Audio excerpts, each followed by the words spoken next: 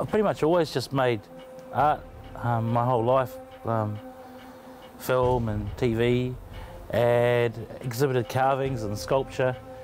I realised that work in this had become really popular, and I was in the middle of it basically. So I decided that I'd dedicate a period of my life to trying to utilise and bring back Maori patterns and traditions to do with moko and what surrounded that.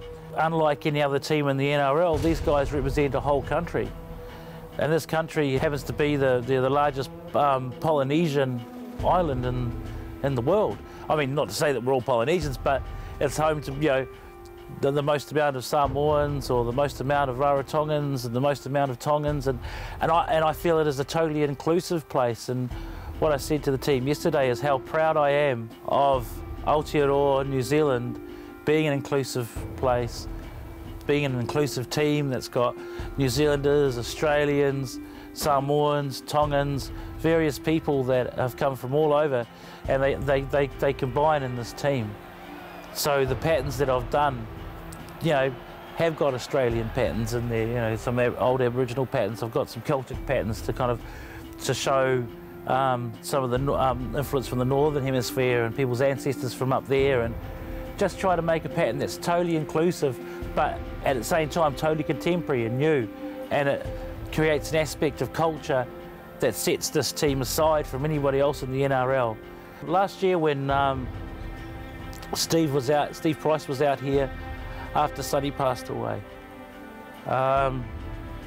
we were doing a piece and it brought up a lot of raw emotion with the guys, just how close they all were, how much of a family they all felt like, you know, how much of a tribe the Warriors seem to be, you know, considering that they aren't all genetically related. I just thought some of those themes would be lovely to put back into this piece.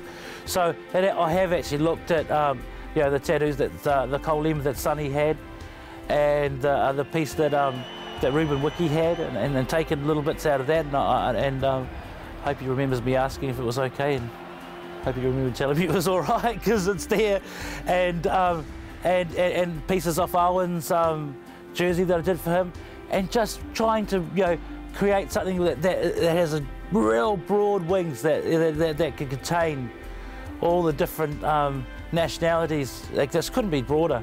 Symbols like the Mangopare, the hammerhead shark, to do with strength and balance. The niho taniwha, the teeth of taniwha, or the shark's teeth, to do with, you know, people backing each other up, and, you know, the koru, you know, just about, you know, growth and change and attaining a higher state.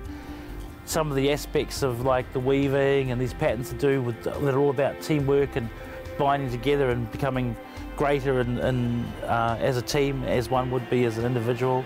Unlike any other team in the NRL, you know, they are the rank outsiders. They are always different.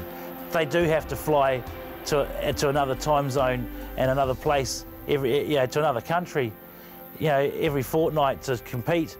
And they have always been the outsiders and the underdogs.